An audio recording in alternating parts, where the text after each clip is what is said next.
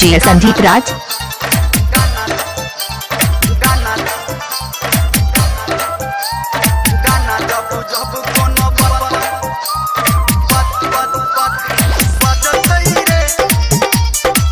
DJ Sanjeet राज। माँ Gayatri recording studio. हाँ गाना जब जब कोनो बजतई रे आ पिकअप पे थोड़ी सा बनतई रे। गाना जब जब कोनो बजतई रे आ पिकअप पे थोड़ी सा बनतई रे। हाँ मुन से थोड़ा सब अगल बगल में, मुन से थोड़ा सब अगल बगल में, जेबी में घुस के हाथ देखतई रे। आ गाना जब जब कोनो बजतई रे आ पिकअप पे थोड़ी सा बनतई रे। आ गाना जब जब कोनो बजतई रे छौड़ा सबके देख छौड़ी नचतई रे। आ गाना जब जब कोनो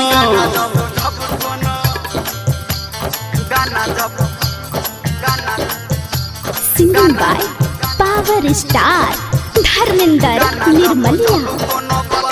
डीजे संजीत राज। सुमित सतीश रैमा। सुमित सतीश रैमा। सुमित सतीश रैमा।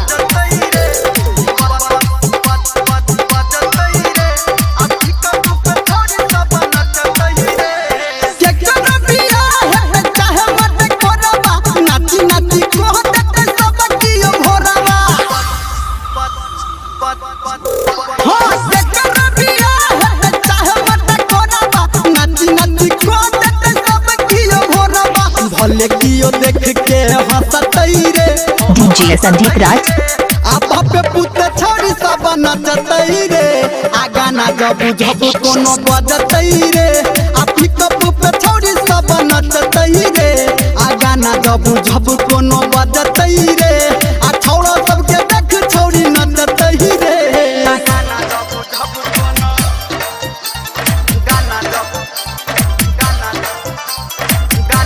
अभी आप सुन रहे हैं सावरिया म्यूजिक। डीजे सुमित सतीश रैमा।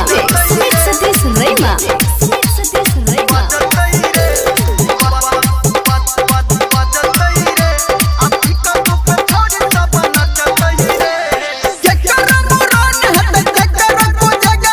भोज भात खा के सब बनी जाय छै नेंगरा।